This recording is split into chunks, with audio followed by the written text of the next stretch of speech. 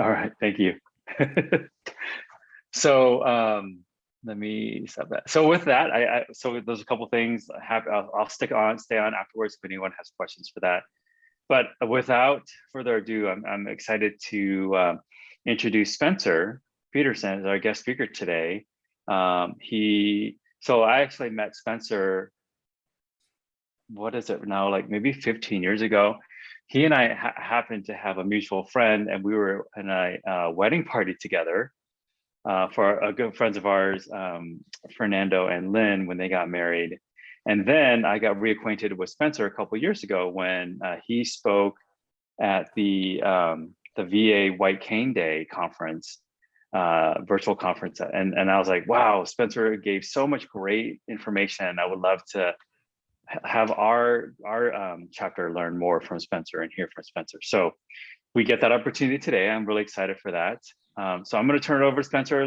Spencer give you a chance to introduce yourself. Tell us a little bit about how you got into assistive technology, and then what are all the goodies you have for us tonight. So well, thank you. Thank you.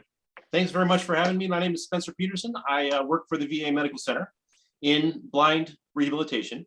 I'm here in Northern Arizona in Prescott. And in fact, I'm from Northern Arizona. My wife and I both grew up in Flagstaff. She grew up in the Grand Canyon, and I grew up in Flagstaff. And we got married and moved to Tucson. And I worked at the Tucson VA after I graduated with my first degree from U of A. And then somehow, not sure exactly how, but we ended up in Washington State for several years. But the entire time that we were out there in the gloom and doom of Washington State, we were looking for an opportunity to get back to Arizona. And the position came open here in Northern Arizona, exactly where we wanted to be. And we're very, very glad to be back home. Our families are both in Flagstaff, and I spend almost every weekend in Flagstaff with one family or the other. So don't get down to Phoenix that often. And I don't regret that either. But really, really happy to be back in Arizona. What I do for the VA is I work with our veterans who go blind and have vision problems. Now, having said that, the vast majority of my patients are aged over the age of 80, 85. The average age is 85. Most of them have macular degeneration because that is by far the most common eye disease in our aging population. And I do have several patients with RP. I've got patients with Stargardt's. I've got a lot of patients with glaucoma, diabetic eye disease, traumatic injury, and so forth, but predominantly macular degeneration. The VA has enormous resources for our veterans in general, but especially for veterans when they go blind and start losing vision. And everything that I'm going to show you today is stuff that we routinely provide free of charge. I mean, I hate to rub it in because I know how expensive this stuff is, but it is free for our veterans. This is just the stuff that we do, that I'm able to do locally. And I visit veterans in their homes all the time because, of course, just like you folks, most of you folks, they're not driving, and transportation is always a huge issue. Plus, I cover the entire north half of the state of Arizona. And so I think expecting a blind veteran to arrange transportation to get to my office here in Prescott is not very reasonable. So I do a lot of travel, and of course I always combine visits. So I always see 2 or 3, well, usually 3 or more patients in a day. But I'll drive out to Kingman or Lake Havasu. I'll drive out to wherever I need to go, whether it's Anthem in North Phoenix, or whether it's Holbrook, or Flagstaff, or Cottonwood, or what have you. So that's the part of my job that I really, really enjoy doing, is working with patients one-on-one directly and doing this kind of training with them. And typically what happens when someone's referred to my office is that I'll do a pretty extensive phone interview, and very often, probably way more often than not, I end up going to their home and working with them at their kitchen table, working with them on their computer, working with them on their cell phone, on their television, on their equipment, the stuff that they do all the time at home. And I find that to be the most effective way to do that.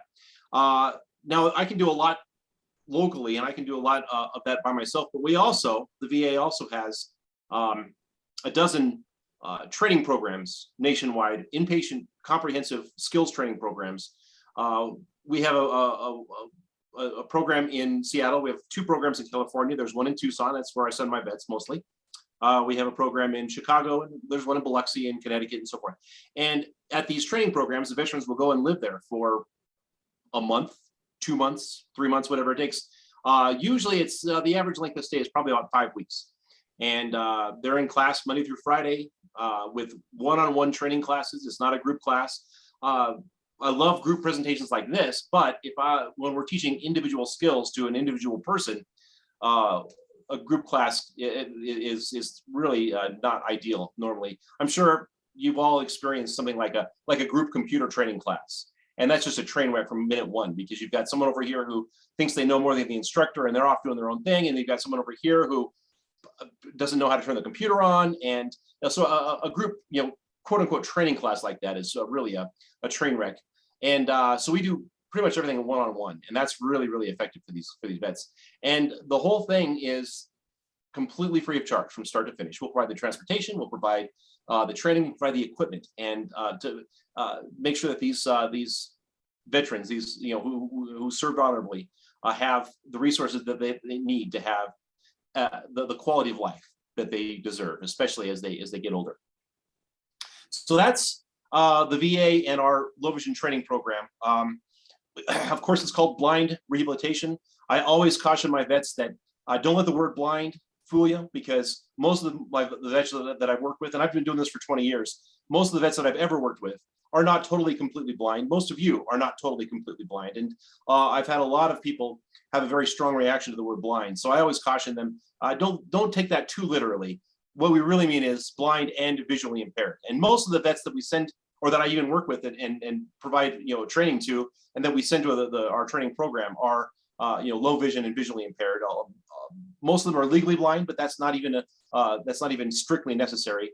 If a veteran has need, if they're having difficulty with ADLs and daily activities and visual skills and reading and so forth, they need our help, and we're here for that. So that's what we do here at the VA. I'm very, very fortunate and really blessed to be part of that system. And we offer really the best eye care, the best services, the best low vision and blindness training and rehabilitation training that's available anywhere. And I'm really, really fortunate to be part of that program. And of course, we have our program at the Phoenix VA, which is not a full-blown blind training center like the one in Tucson, but we send veterans there all the time for comprehensive low vision evaluations and comprehensive eye care, and they do a lot of Lynn and Ebony and Matt crew do a lot of training and so forth, and serve an enormous population of veterans there in the Phoenix area as well. And of course, what I do is we have people nationwide who do the same type of things. So today, I really am excited to talk to you about technology, because there has never been a better time in the history of the world to be in need of the kind of assistive technology that's available today. 20, 30, 40 years ago, someone mentioned it earlier, the technology was just archaic or non-existent compared to what we have today. Instead of having books on a USB cartridge that they can mail you, or you can download the books directly from the website, or if you're using Audible or what have you, it used to be on records, vinyl. It used to be on reel to reel, and it's come a long way since then, thank goodness. So we have a lot of really great technology. The foundation of the technology, of course, is the computer, and most of you are probably on a computer. We'll get to that, I promise, because there's some really neat things that I want to share with you about the computer. But there's some other things that I want to share with you before we get there. And there's just a ton of really great things.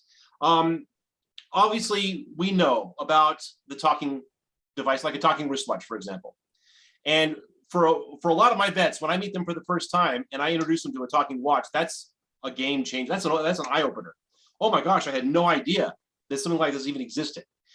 And that happens a lot, actually. And so we So those of us who have been doing this, those of us who are on this call, we know about the talking wristwatch and the talking timepieces, and we know about the audiobooks, and we know about some of these other programs. But there's a lot of things that a lot of people on this call even probably are not that familiar with. Maybe you've heard about it. Maybe you've gotten on YouTube and watched a lot of videos. By the way, let me just say, if you want to find out more about a specific topic or a specific skill, get on YouTube and do a search, because there are a billion videos on YouTube, and many of them can be really, really instructional and very good information. At the same time, I would caution you, because sometimes there are a lot of things that go on that are on YouTube that maybe aren't really that relevant or suitable for everybody. But there's a lot of good information. So, for example, so we know about magnification. For most people with vision loss, magnification is your best friend. And that's not true for everybody. There are lots of people with RP or glaucoma who don't need magnification. In fact, it can be counterproductive. If you have a very, very narrow field of view, you don't want to blow things up so big that you're barely able to see anything at all. And that's so there are times when magnification can be contraindicated or counterproductive. But for most people, magnification really is your best friend. It's really fantastic. And probably most people on this call are familiar with electronic magnification. The CCTV is, in my estimation, the desktop CCTV. And I typically go with Merlin because it's just so reliable and so easy to learn. But that kind of device is the best magnifier on the planet, really the best thing we've got for people who respond well to magnification. And again, humble brag here, we do provide that free of charge to our veterans. Retail on these things are, can be very pricey, anywhere between, for a full-size desktop CCTV, $1,500 to $2,500, somewhere, and that's a lot of money, and I understand that. But if you use magnification and you don't have a CCTV, yeah, I'll show you examples. For those of you who don't have a CCTV handy, it is just by far the most important piece of magnification and the most powerful magnifying tool that's available. And now the CCTV comes in many, many different sizes. So you've got the full-size desktop. So you see there's the computer, there's the CCTV right there. And that is a video magnifier. And if I turn that on, for those of you who are not familiar with this technology,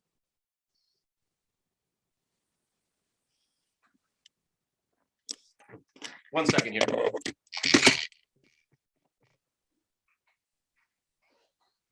So, I'm so sorry about that. So the CCTV is completely invisible in this picture, and what it's doing is magnifying that document a significant amount of times, and it's adjustable. So if I reach over and I turn this dial, I can make that print much, much, much bigger. And that's a full-size desktop video magnifier, the CCTV. That's the Merlin. And that's the one that I usually provide because it is so reliable. I never have to go back and replace this or even repair it. If somebody calls me about problems with the Merlin, I just say, plug it back in. It's come unplugged. And sure enough, that's the problem. It's come unplugged. But that is just a phenomenal magnification system. Now, the Merlin is the main unit we use, but it does come in different sizes. And so I'm going to show you.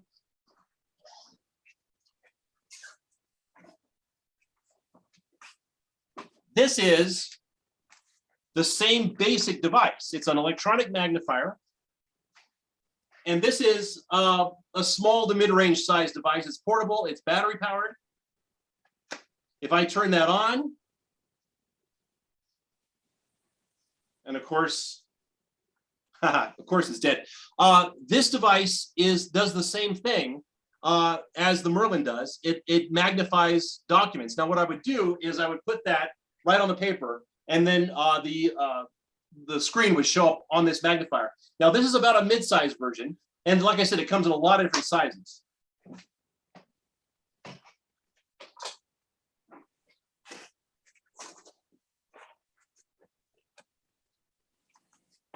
This is the small pocket-sized version of that same kind of device. It has a screen, it has a camera, it has a battery. And if I power that on,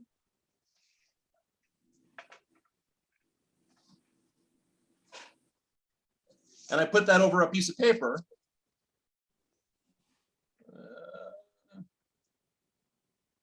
the camera is not really picking that up all that well, but that is magnifying my document. And I've got just like with the Merlin, I've got buttons here where I can adjust the size of the print and make that print larger and smaller. And these electronic magnifiers are absolutely fantastic, and I mean, they're just magical. And yes, if you have a smartphone with a camera, you can do basically the same thing with that. I find that these devices are actually a little bit better than the camera, because the image tends to be a little bit better on a dedicated device like this.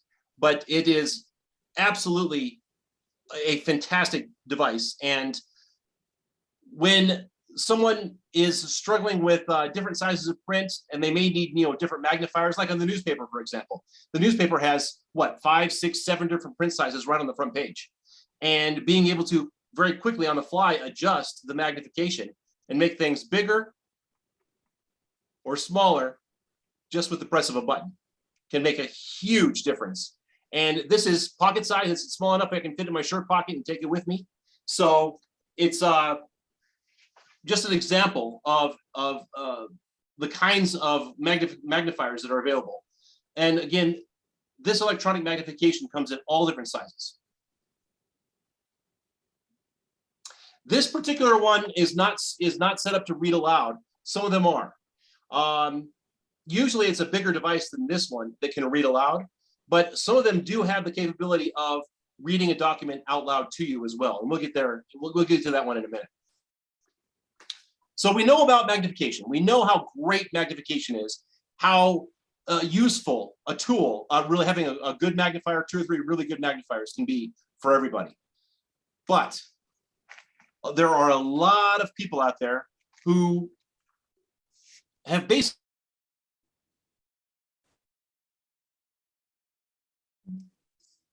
somehow I got muted. So there's a lot of people out there who have basically given up on using the magnifier because their vision has gotten so poor that they're just giving up on the magnifier. And that's really unfortunate, but it does happen. And so I want to share with you some of the other tools that we have available at our disposal. Yes. Oh, you just got muted again.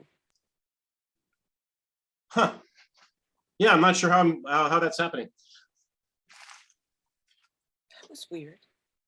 So yes, we do have devices that can read out loud to you, and your phone, if you have one of the smartphones, can do that as well. Our preference for smartphones is the iPhone for a number of reasons, but there's a fantastic free program on the iPhone called Seeing AI that can read a document out loud to you. I would love to demonstrate that for you, but this office is a temporary office and it's in a black hole, and I have 0 cell connection in here. And so Seeing AI actually won't work and won't read anything out loud to us. But if you have an iPhone, there is the Seeing AI free app that you can download from the App Store. And that's a really good tool for any number of things. Having said that, most of my veterans, most of my 85, 90, 95-year-old veterans are not going to be on a cell phone or a computer for that matter. A lot of those old veterans are just not good with technology. And even if they were really good with technology, a lot of them don't have the memory anymore to remember how to do that. A lot of them do, and we work with technology like the smartphone all the time. But I want to show you something that is really, really powerful, but also very, very easy to use. Section, the name of that app for the iPhone is Seeing AI. Unfortunately, it's not available on Android. May never be. And there really aren't any good equivalents on Android yet, but there are ways to make your Android phone do the same thing, where it uses the camera and it takes a picture of a document and then can read that document out loud to you, much like this. Now, I want to show you something here. This is a brand new device. This is a battery-powered reading OCR reading device. This is called the Lyric. This is brand new, and this is by far the easiest way for someone who has a very, very limited vision, even no vision, to read a document out loud. Because all you do is flip the lid open on the Lyric, and of course power it on. But really, you can leave it powered on the entire time. And when I teach someone how to use this, it's already on. All you do is flip that lid open, put your document down, and it starts reading. And for someone who is old and who is not technologically well trained, or not they're not very much into technology, something like this is simple enough to use. Please place your document. Something like this is simple enough to use, even for a 99-year-old completely blind veteran. So really, it's all they do is it sits there on the table until you're ready to use it. Here's my document. And when they have a piece of mail, or it could be a book, it could be any kind of printed material, it doesn't do handwriting, but it could be any kind of printed material. All they do is they flip this open. Please place your document. It says, please place your document.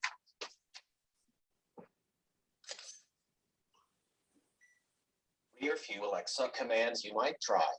Alexa, help me get started. What is 118.5 divided by 13? What is the capital of Albania, who was president in 1974? Please place your document. And then as soon as you take your document away, it stops reading. And this is a large print cheat sheet for using Alexa that I give to my vets who have an Alexa. I have something similar for Siri and something similar for Google. But this particular device here is as simple as we can possibly make it, while also being extraordinarily powerful.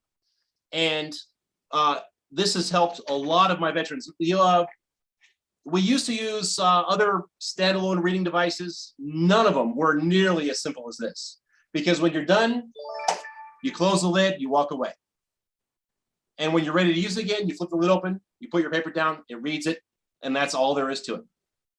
So the name of the device is Lyric, L-Y-R-I-Q.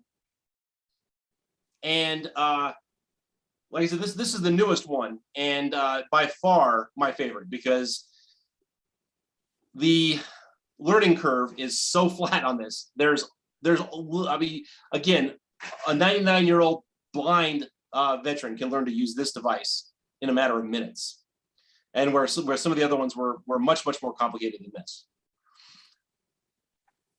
Yeah, L-Y-R-I-Q. So that's an example of very, very powerful technology made easy to use. And the question is, will it work with headphones? Yes, it does have a headphone jack. It has a built-in speaker. And then of course it also has a PowerPoint here port where you can plug it in, and most people will just leave it plugged in on their desk and just on. And that way it's always just ready to go. You flip it up, put your paper down, it's reading just like that. Now, in the search for simplicity, it doesn't get any easier to use than this particular device. There are lots and lots of other devices that will do much the same thing, like that will read out loud to you. You've got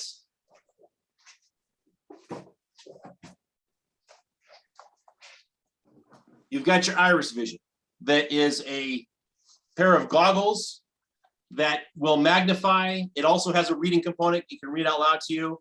We'll talk more about this in a minute, but there's iris vision. You've got your, what is this? Envision glass? Envision glasses, yeah. Yeah, exactly. These devices are very similar in some ways to the ORCAM. I have one of those right here somewhere as well. But there's a lot of technology out there. But the trick is to find something that works and that works reliably and consistently. And also, of course, doesn't cost too much money. But a lot of these devices are, not only are they very, very expensive, but they just don't work as well as we'd like them to. So for example, the Iris Vision. This is a pair of video goggles. Now, there are lots and lots of video goggles out there at the moment. You've got the TV Buddy or the Vision Buddy. You've got I mean, the list goes on. And out of all of these,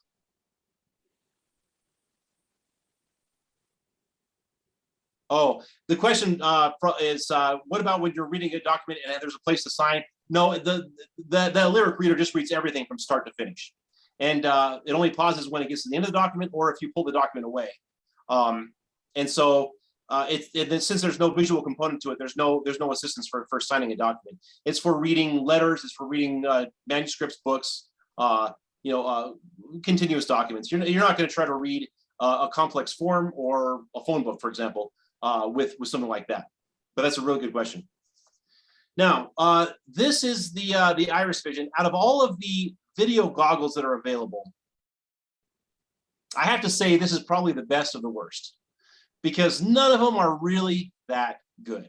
Now, yes, we have people using these, and we have people using these very successfully. The thing about a video goggle like this is, the better your vision, the better something like this works. And for the people with really poor vision, this really doesn't work very well at all. And for most people, it really doesn't work very well.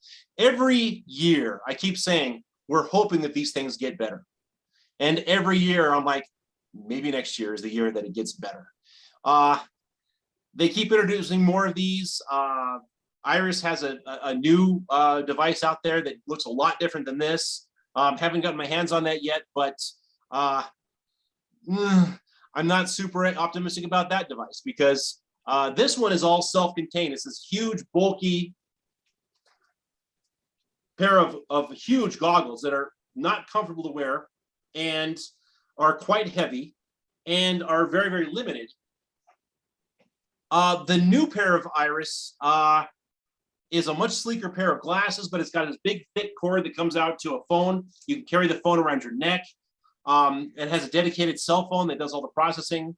Maybe it's better than these. I'm hoping it's better than these. But like I said, I keep waiting for something like this to get better. These video goggles, the Iris is probably the best of the bunch. The Patriot View is pretty okay in a lot of ways. And then it just goes downhill from there. But they're very expensive. They're many thousands of dollars, and God, they're just not that good.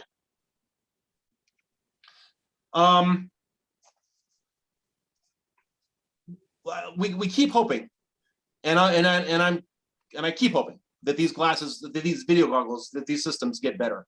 So if you have the chance to try it out and compare them, it may seem like a fantastic idea until you get it home, and then you find out that, okay, it really doesn't work for this, and you can kind of watch TV, but it's really not that great, and you can kind of maybe see your computer's really not that great. Make sure, if you spend your money on anything like this, make sure that you know what the return policy is. So many people have made massive purchases and have found out that this doesn't work. This doesn't work, and they're not able to return it. And yeah, Iris Vision has this is a generic Oculus headset, and it uses a Samsung handset with the camera, and then on the inside is the camera screen, and you can see it through the through this. And yeah, I mean, there are certain things that it works great for, and certain things that it doesn't. But is it worth the money?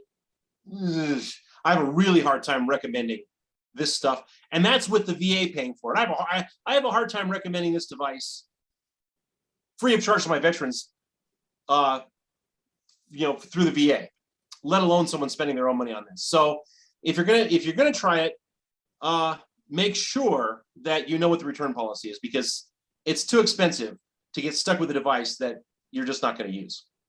So this is one example of a head-mounted, head-borne magnifier, and this is again Iris Vision, probably the best of the worst in my opinion. And I've had hands-on time with all of them. Now,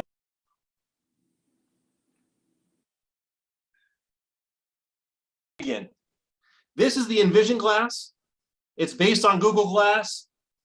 It has a pretty svelte pair of glasses frames, and then it has a little screen that is useless. But the main thing about this device is that it has a camera, and through a series of gestures and taps and so forth, you can have it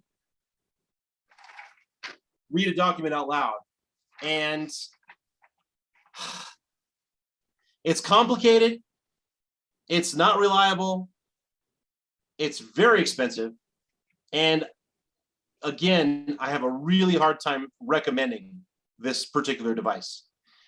This is based on the Google Glass, which Google gave up on a long time ago. They discontinued even selling this. I'm not even, yeah, this may be the next generation, but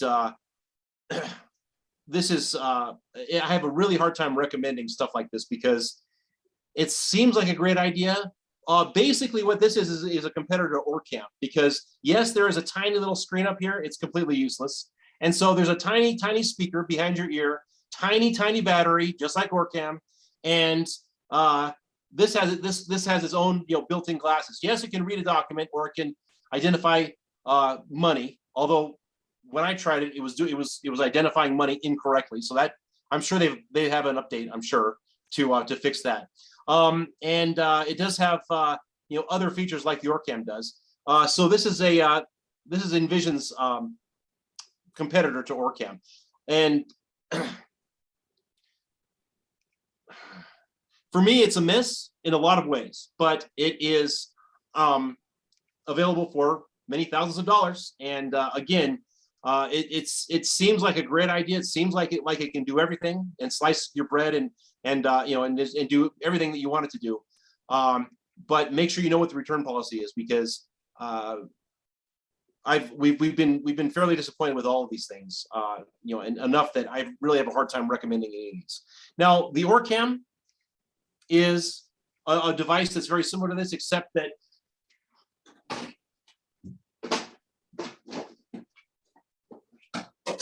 it's a small.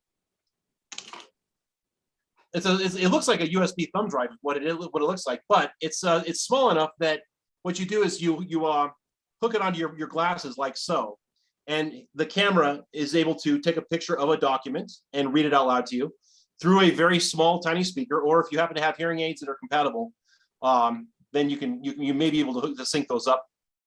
Very problematic getting that to work correctly. But the ORCAM does have a camera, and it's able to read text out loud. It's able to identify money. It has a lot of different features. Very, very small speaker. So if you have any kind of hearing loss, it's going to be very difficult to hear. And a lousy battery.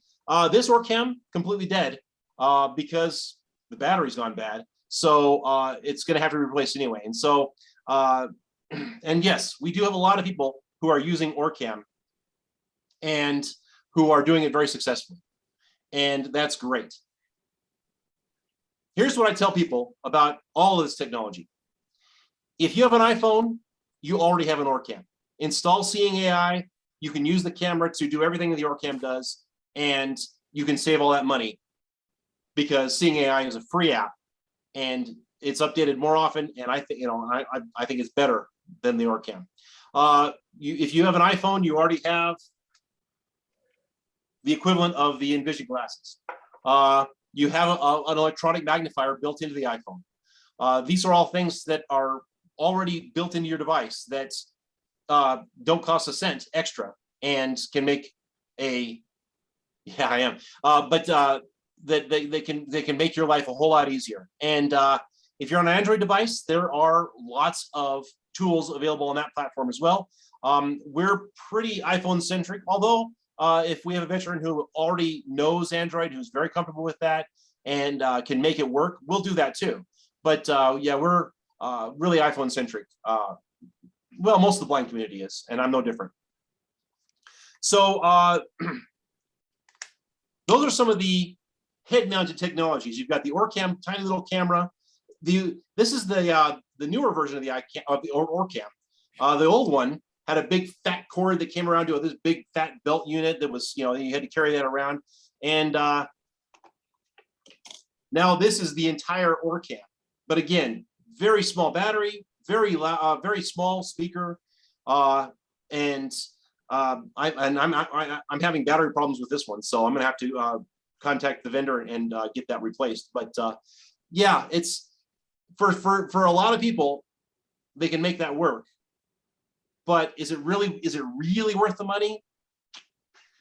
Boy, I don't know. That's a tough one. And if it were me and it were my money, I'd go with the iPhone. I'd go with Seeing AI. I'd go with some of the other iPhone apps that are available, and because I honestly think that works better than ORCAM. Now I don't want to, not to say that it doesn't work. I mean, it works when it. I can't power mine on because of the battery problem, but when it works, it does some pretty nice things. So does Seeing AI on the iPhone. Yes. I saw a question flash up on the screen. There are some new accessibility features that Apple is announcing as part of Accessibility Awareness Month. Apple, in particular, is really, really concerned about accessibility and making sure that all of their users are included. And that's why, as most of you know, they have people with disabilities, including vision loss and blindness, in their development teams and in their testing groups and so forth. And they really take accessibility seriously, and they really lead the way in accessibility. Now, before I move on to the computer, because that's, holy smokes, I've been going on. We're going to hit the computer right now. But before we move on to the computer, does anyone else have any questions or comments? I know there's a big chat stream that I've been missing. Yeah, cash reader, there's lots of devices for that. Of course, Seeing AI does that too, and so does ORCAM, so does the Envision glasses. Yeah. Okay.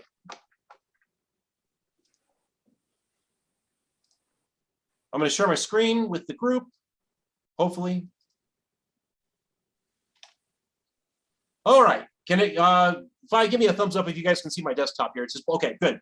One of the things one of the things that people really, really, really love, who love technology, is being on the computer. And so many of my veterans, first thing out of their mouth, well, okay, no. The first thing out of their mouth is, I can't drive.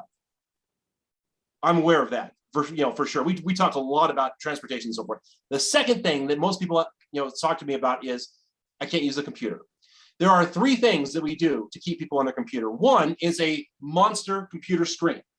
A 32-inch monitor is really the ideal size. Anything larger than that, and you're doing a lot of this, trying to get to the different parts of the monitor.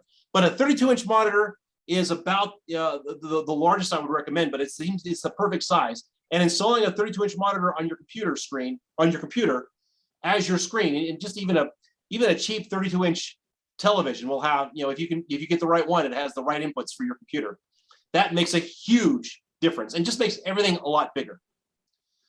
So, one, increase the size of your monitor. Two, the keyboard. This is a large print keyboard. And this is so much easier to see than the standard keyboard that comes with any computer. Whether you have a laptop or a desktop, especially if you have a laptop, the keyboard is nearly invisible. And I switch stuff like this on, for my computer users all the time. Now, this is a nice high contrast, large print keyboard. And for a lot of people, this is the right keyboard, especially if you're a touch typer and you're used to getting your fingers on the keys and doing a lot of touch typing. It's a nice keyboard, it's good, but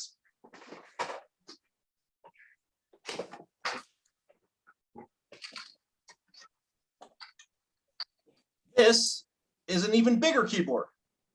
And the keys are literally twice as big, the printing is twice as big, and the layout is a lot simpler.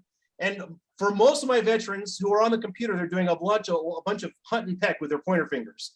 And this is a lot easier to use than even the other one because it's so much more visible and so much larger. Now the layout's different.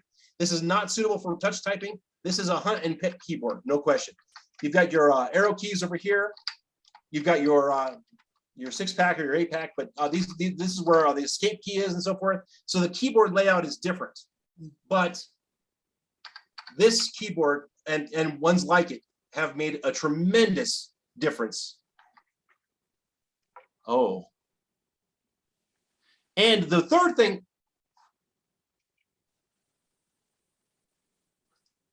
I'm thinking you guys couldn't see the keyboards. This is a jumbo print keyboard.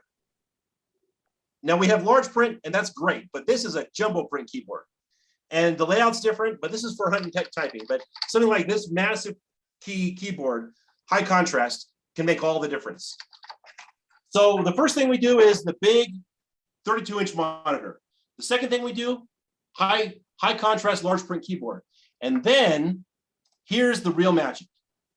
And this is why I wanted to share my screen. Okay, so you guys have my computer screen here. There is magnification software built into the computer, into your Windows machine or your Mac machine already. Whether you know it or not, it's already there. If you're on a computer, I want you to do me a favor. I want you to reach over the keyboard and press and hold the Windows logo key, which is usually it's the second key in from the bottom left corner. You've got Control, and then you've got the Windows key, which is like a little flag. Press and hold that down, and then tap the plus key a couple of times. And that will turn on Windows Magnifier. And you'll see it on my screen here. This is the magnification software that's already built into Windows. And you activate it with the Windows logo key, and then you tap the plus key a couple of times, and that turns it on.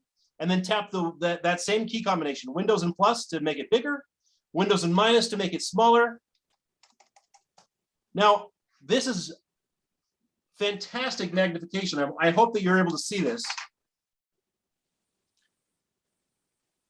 Fi, can you give me a thumbs up if you see if you're seeing the magnification? Okay, good. So what I'm doing is I'm magnifying my screen. Now, of course, I've eliminated the background, so it's all black on the desktop.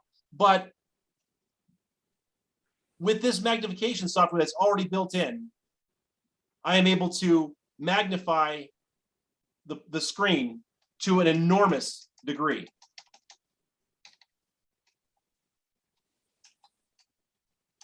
Now I've turned the magnification back off, and now I'm back in normal size.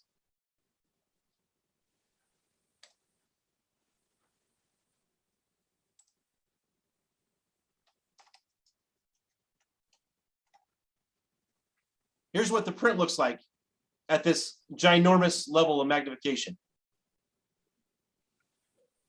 And again, this is already built into your computer. If you're on a Mac, there's a key combination to activate the magnification that's built into the Mac software. This is the one for Windows, because this is my work computer. And that magnification is already built into your computer. And I heard earlier conversation about colors, and yes, a lot of these color schemes are really awkward. And so with Windows Magnifier, there's a key combination to quickly reverse that. And now I have white text on a black background. I have green on brown, which may not be great for everybody, but I'm able to reverse those colors back and forth very, very quickly and easily. And that's that key combination. If you have Windows Magnifier on, press and hold Control and Alt, and then tap the I for inverse. Control Alt I will very quickly give you the inverse color scheme. Yes, you can go into Windows. Whew. Sure, you can go into Windows and you can make adjustments, and you can adjust the mouse size, the cursor size. You can adjust your screen resolution, your scaling, and so forth. But that magnification right there is the third thing that we do to keep people on the computer. So you've got the huge monitor, the massive keyboards, and then this magnification software that's built into Windows. And it's very similar to what Zoom Text does. You may be familiar with Zoom Text. It's very similar to what Zoom Text can do as far as magnification, and it's vastly improved over previous versions this Windows Magnifier is. And yes, you can do the same thing on your Mac.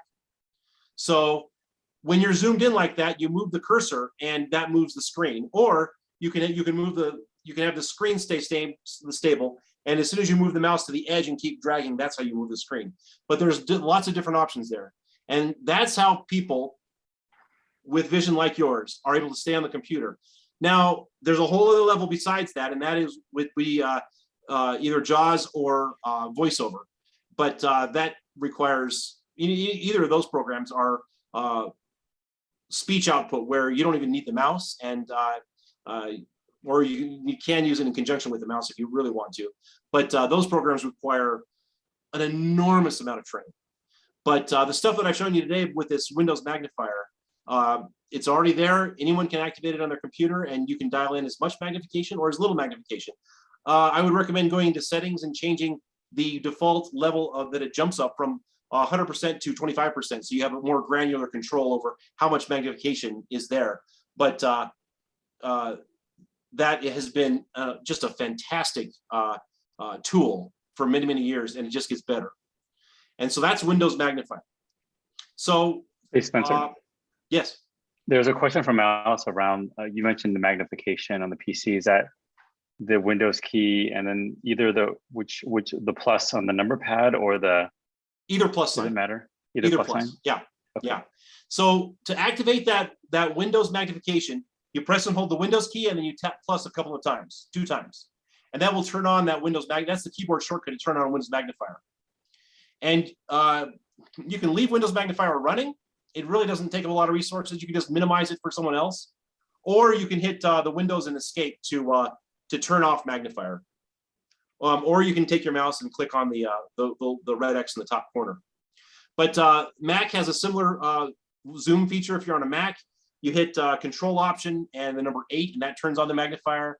And then Control Option plus and minus will adjust. Or you can use the scroll, and also you can use the mouse, the scroll wheel on the mouse, to adjust magnification also. But that is the magnification software that's already on your computer. And if you're not using that, and you'll have trouble seeing stuff on the screen, that's going to make a huge difference. Even if you don't increase the size of your monitor, you can activate that magnifier and see what's on your screen a lot better.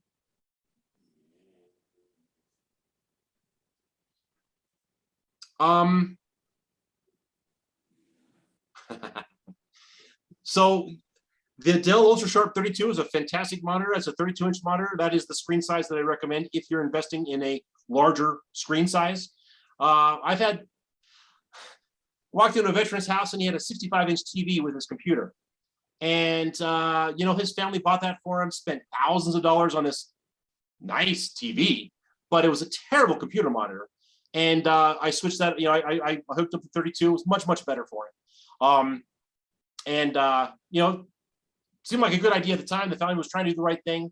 They thought, well, sure. If we get him a 65-inch TV, he's going to be able to see that computer screen so well. And it was just, it just wasn't functional at all. I use a 32-inch high-def television that I order on Amazon called Scepter, that has all the inputs, including inputs for the older PC that has the 28-pin plug on it. But most modern PCs have HDMI, and basically any television can be used as a computer monitor through that HDMI connection. If you have an older PC that has the little blue 28-pin connector on there, you'll have to get a monitor or a television that has that input capability. And then when you plug something like that in, it usually automatically starts mirroring. If you're on a laptop, what I do is I change the power settings so that I can close the lid and leave the computer running. And that way we can put the computer aside and we plug in an external keyboard and mouse and monitor, and it turns into a desktop computer with an enormous monitor. And that works best for most folks. But we'll do 24 inches if monitor if that's the right size, and if that for the space or for their vision. Sometimes even smaller is better for certain, especially when you have RP or advanced glaucoma. But for most of my patients, that 32-inch monitor is really the answer to stay on the computer.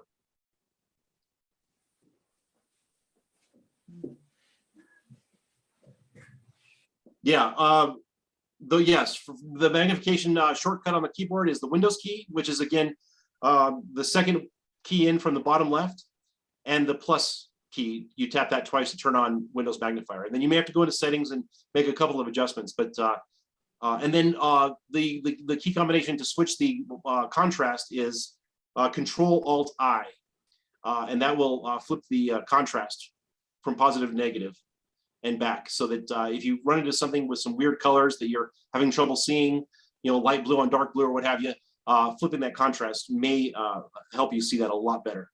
And it's temporary, so you can turn it on and off. You don't have to go into Windows settings and start doing some really crazy things that affects your whole system settings either. It is 7:04. I know I've been running on for a while. How much more time do we have, Fi, or should we wrap it up? I think we can maybe take some, see if anyone has any questions they want to ask out loud, see how, if there's questions there. I think we had scheduled this till about 7:15. So just so you. Oh, okay, good. Okay, so the question here is, are you going to review Windows Screen Reader? There is a screen reader built into Windows. It's called Narrator. It does have the capability of reading on what we call hover, which means that when you hold your mouse over the text, sometimes it can read that out loud.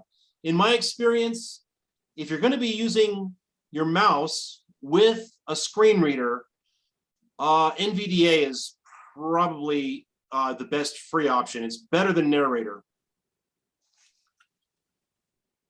NVDA stands for Non-Visual Desktop Access. It's been around for ages and ages. And I'm trying to remember what their website is, where you can download it for free and install it on your computer. But there are options with NVDA that are even better than the built-in Narrator. But Hover is a great one because you can point your mouse at a block of text and have it read it out loud to you. And so if you're not using magnification, but you still want the computer to read your text out loud, and of course the Mac has the same feature built in with theirs as well, but you can download NVDA. If you do a quick Google search for NVDA, you get a stock quote, and then you get NV access. There it is. NV as in non-visual access.org is the website there.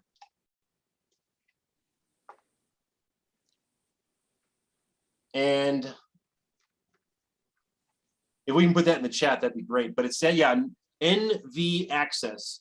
And that's a free screen reader that is an alternative to JAWS. And for those of you who are familiar with JAWS, that's a very, very complex, complicated, comprehensive screen reader that can be used, that people use without vision all the time.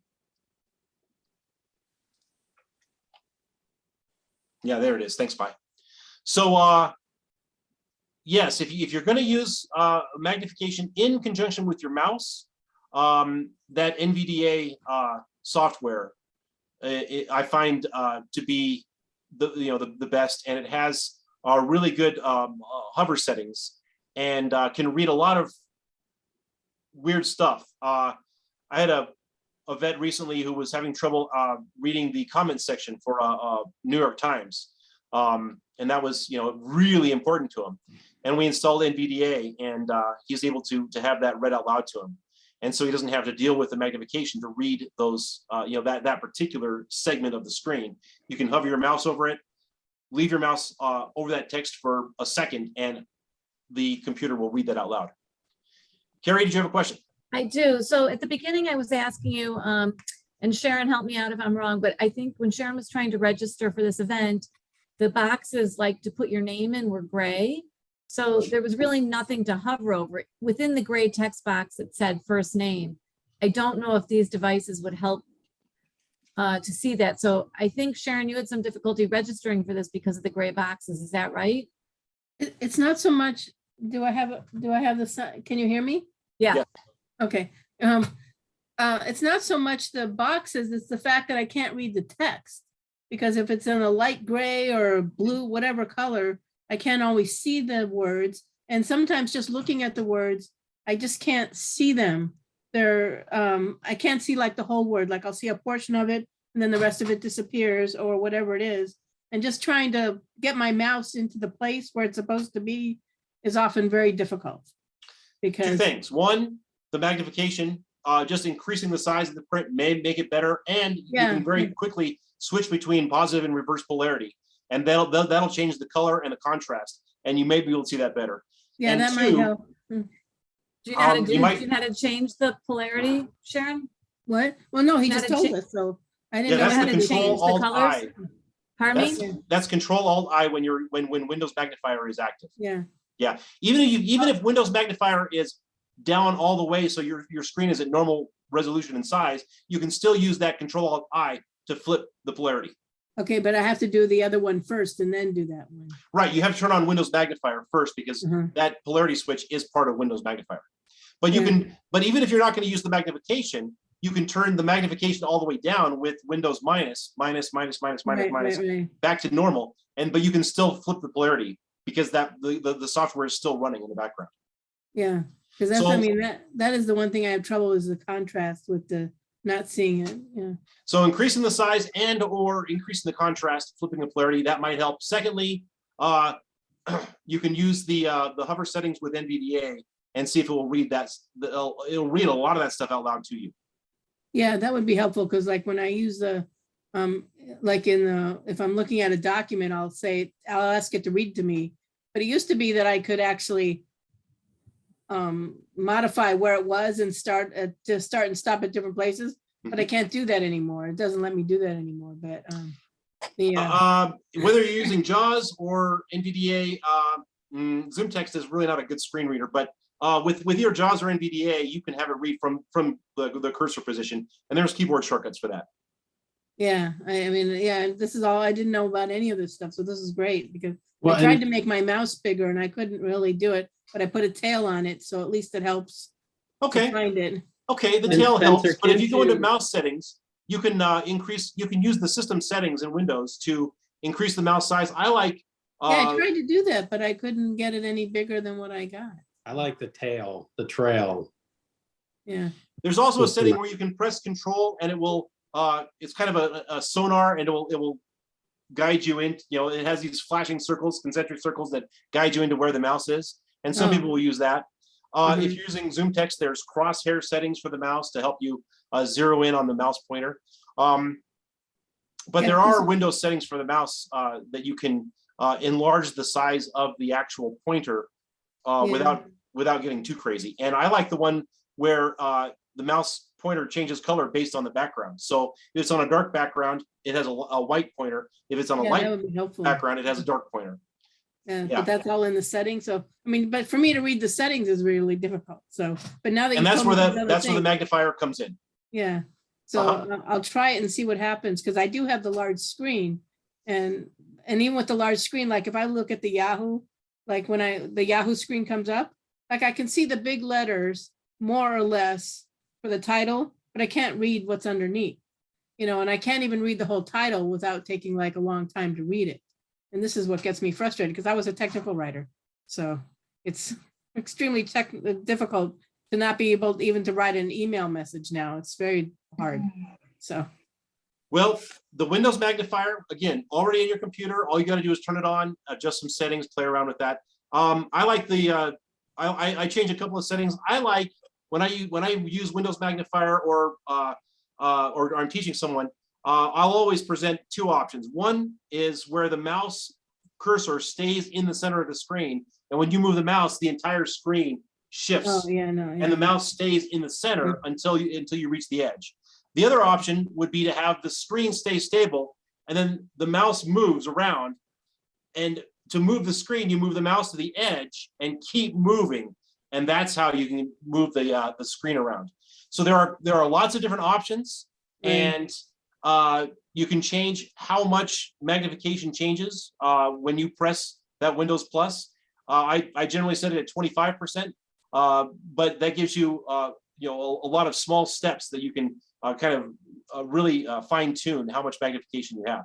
Now with a bigger screen, magnification makes even more sense because huge magnification on a very small screen, you get what, 3 or 4 letters at a time. Mhm. But if you have a huge screen, now you can fit an entire word or 2 words on that at that same level of magnification. And so that makes a huge difference, and it makes a lot of sense to have the big screen plus the magnification combination. Yeah, no, I was looking for something like that because I also have a Merlin and I have it downstairs. And so like when I get an email message, I have to print it, go put it in the machine and read it, and then come back and figure out what to do and figure out where to click because, you know, that's been a problem. So Windows does have, like I said, the narrator built in. It's better than it used to be. NVDA is much better than narrator, and it has better mouse settings, and it's a better screen reader in general. But either one of those, and of course there's JAWS, and if you're using Zoom text, it will read certain things out loud to you as well. But there are lots of ways to get text read out loud from your computer screen. Yeah, I would also, I find, I'll try that NVDA. Spencer, I didn't know about that. I've just been using the Windows reader, but I'll tell you what I find the best is like on my iPad with the voiceover. Like I haven't found anything on the computer that matches what I can do on my iPad with voiceover. Apple takes accessibility to the next level. It really does. Yeah. And all the stuff that we've talked about on the, because I'm on a PC, and most, probably most people are on a PC, but yeah, it's all built into your Mac iOS also, and your Mac desktop or laptop computer has that all built in the Mac OS. It also is in your iPad OS. It's also on your iPhone. VoiceOver is really a phenomenal program. There's no question about that. I agree 100%. When you're talking about accessibility for options for computers and tablets and phones, the Apple products are better. But for those of us who are on PCs, and my work computer is a PC, there still are some good options. And so I wanted to talk about that primarily. But yeah, that's the thing is, if you're on a Mac, VoiceOver is already built in. You don't have to download NVDA or JAWS or Zoom text or anything like that. It's already built in, and it really is very, very good. Spencer, this is Julie. We are coming up on time, and we did have a question in the chat. Could we get to that question? And then also, and I can get the question for you, is it okay if we put your contact information in the chat? That way, if anybody else has any questions that we weren't able to get to tonight, they could reach out? Sure. Perfect. Yeah, so my work email is spencer.peterson@va.gov, Peterson. There was a question about the keyboard. So there's a keyboard. This is the keys you can see keyboard, and this is a good large print keyboard for typing. If you're a touch typer, it is much more visible than your standard keyboard that comes with a computer. And there are lots of versions of this. In fact, this keyboard comes in lots of different color schemes. This is the black on yellow, but there are lots of different color schemes. I purchased this one from LS&S or from MaxiAids, but you can also you can get it on Amazon also. That's a really good option. What's it called, Spencer? Keys UC.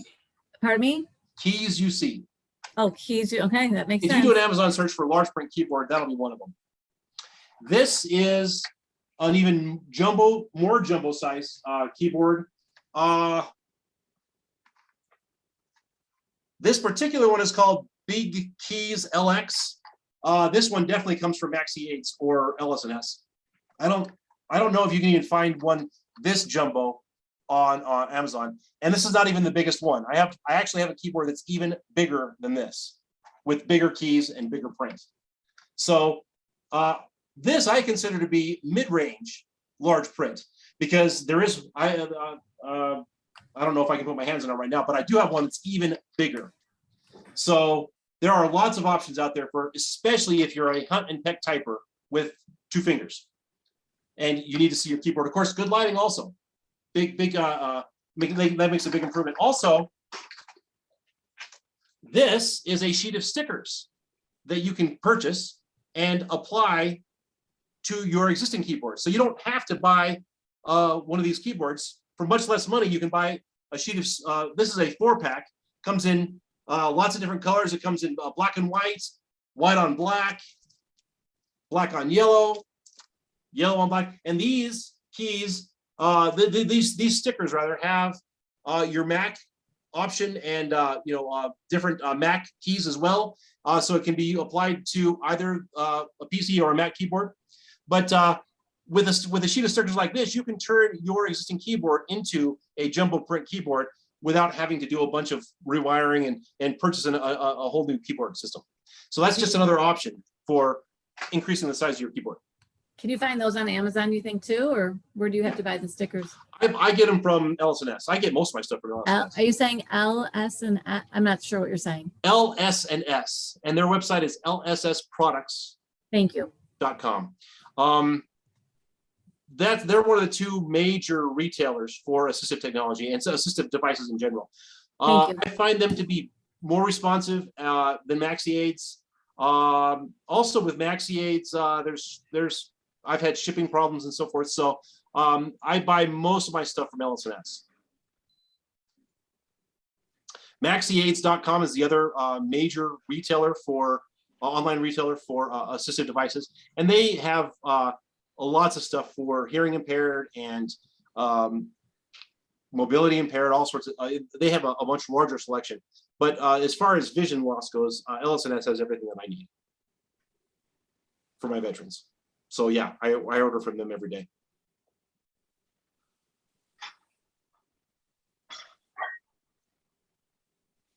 So yes, there are keyboards that you can use with your iPhone or your iPad, and I have a small compact keyboard, Bluetooth. I have a large Bluetooth keyboard also that you can attach to your iPhone. And if you're going to be typing, or your iPad, and if you're going to be typing a lot of documents on one of those devices, then you can attach a wireless big button, high contrast keyboard, just like one of those, to your iPad. To do that, if you have one of the newer iPad Pros with a USB-C connection, you can get a dongle and plug in just a regular keyboard and just plug it in and it'll work. So there's lots of ways to get large print keyboards connected to your device. Awesome. Thank you, Spencer. This is Julie with the foundation. I just wanted to say a big thank you for giving us your time and all this information tonight. As we said, Spencer's email is in the chat, and it's spencer.peterson@va.gov. So if you have any questions, please feel free to reach out to him. I know that we had a lot of questions, which is great. We love an interactive call, and I'm glad that we were able to get to those questions.